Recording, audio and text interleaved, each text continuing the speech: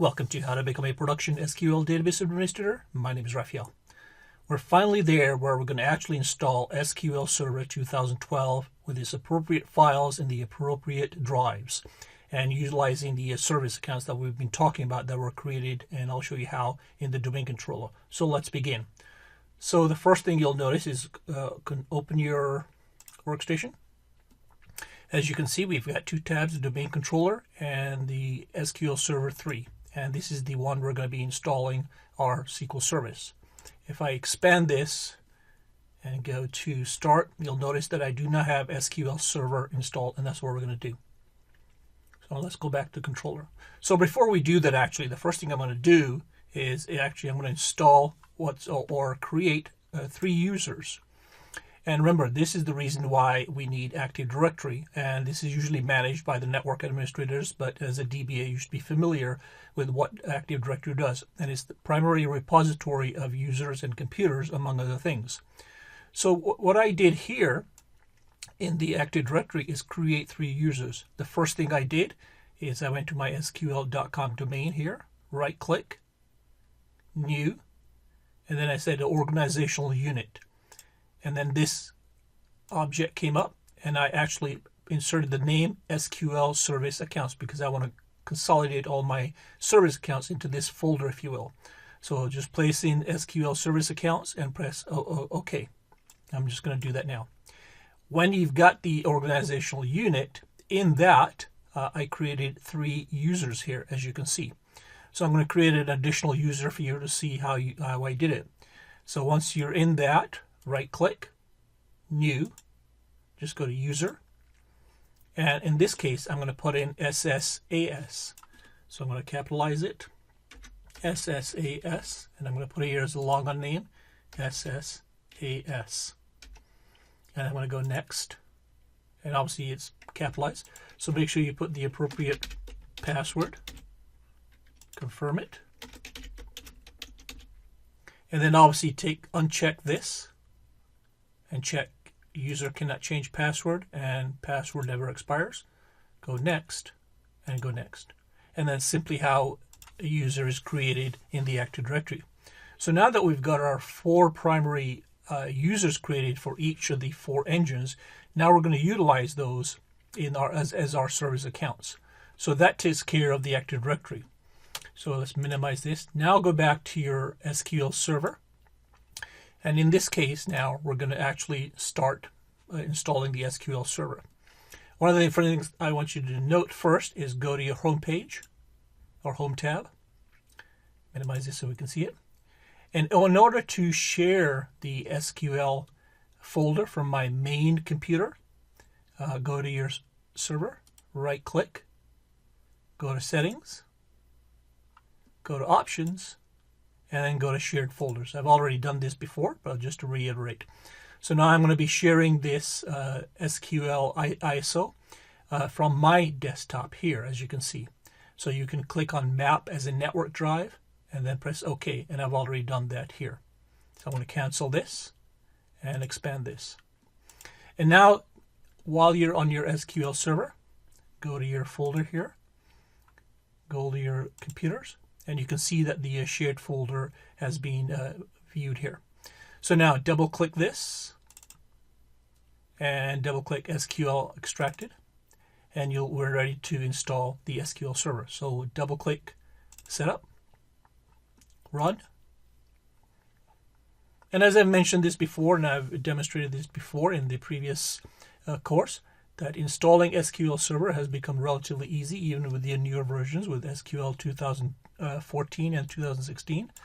But we're going to be doing it here in the 2012 version. So the next thing we want to do is go to Installation. Click on New SQL Standalone. So this is the first time we're installing SQL. And then press or click Run. Now these windows, as you know, take a few seconds to pop up, so they are actually working. Don't think they're not. And if we have any mistakes or any errors, SQL will illustrate that, and we have to resolve them before we move on. So click Show Details, and obviously what we're trying to see is the status of passed. So as you can see, everything is passed. So go OK. And again, it's going to go through the processes one by one. Now, the only time I'm going to go next, since this is an evaluation, accept the terms, go next, and leave this on. We can skip it if we wish, but I encourage you to do that. So it's already done the service product updates already, and obviously you need to be connected to the internet, which I am. So go next. And obviously this takes a few minutes, so I may pause this at this time, but we can continue. So just like the Express is going to scan for product updates, set up files, extract files, and install files. And believe it or not, this approximately takes the same time as the Express version does. And as I said, this is the whole reason we've done these last 4 or 5 videos is to get to this place where we know how to install SQL Server in a production environment utilizing both the separate hard drives and the service accounts. And we obviously needed to have a domain controller established and configured so that we can create service accounts from the domain controller. And that's what we've done so far. And then as you notice, we've created on this particular server some virtual hard drives. And we'll be placing those files in those virtual hard drives when it comes. Actually, I don't know if I've done that or not, but I have not. So the next thing, while this actually is running, let me show you how to create virtual hard drives. So remember what we've been saying all along is the most important thing about SQL is the placement of the data files and the placement of the log files. These are the two primary files that a database consists of or is made up of. And ideally for performance issues, that's the key thing, performance issues and reducing I/O contention, we want to separate those data files and log files into separate drives. So now while this is going on, let me show you how to do virtual drives. In the real world, obviously, you would have physical drives in a dedicated server, or you would have what's called a SAN, a storage area network, but that's a little beyond this subject matter here. So how do you create virtual hard drives? Go to your server manager, click on that, go to tools, go to computer manager, and this window will pop up. Then click on disk management, go to more actions, just give it a second, it's still loading. If you don't see immediately the things, you'll there you go. Let me just expand that for easier clarity. So as you can see right now, we only have one hard drive on this physical server, and that's drive C, hard drive C. So we're going to create 2 more virtuals. Now ideally, again, for our purposes, I'm only going to create 2 virtual drives. But ideally in a very robust system that is busy, we want to not only separate the data files and the log files, but ideally we should have the temp data files, which is the temp database, and the temp log file of the temp database. But we're not going to be doing that for this purpose.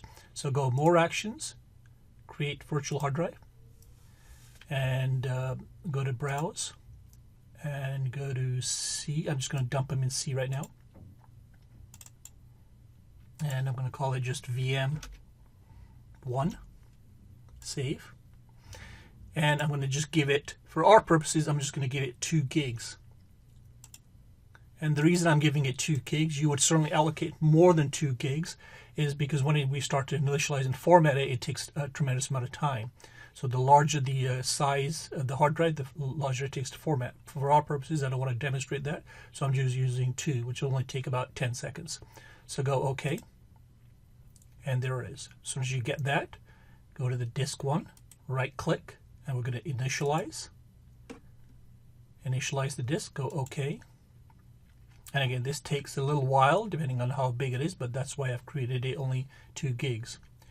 Right click, new simple. Now we're going to create a volume. Right click, let's use the entire size. Since this is the data one, I would have chosen D for data, but I'm going to use I for information. Go next. Here I'm going to put data. Go next, and this is a quick format, and finish. So this will just take about 10-15 seconds. And then I'm going to repeat the entire process for creating a separate hard drive, if you will, for the log files. And then you'll see when we install SQL Server that all data files, and when we create a database, all the data files will go to this drive, and all the log files will go to this one that I'm going to create. So remember, more actions, create VH, browse. I'm just going to put it in a C also. I'm going to call this VM2. Save. Again, I'm going to allocate 2 gigs of space, but again, in production environments, you will do more. Again, right-click, initialize, OK. And then we're going to create the simple volume. Next, all space. Here, I'm going to use L for logs, and I'm going to put logs, and go next, and finish. And now we have 3 drives here. We have drive C, we have drive I, and we have drive L. And then we can minimize this in a second. And there we go.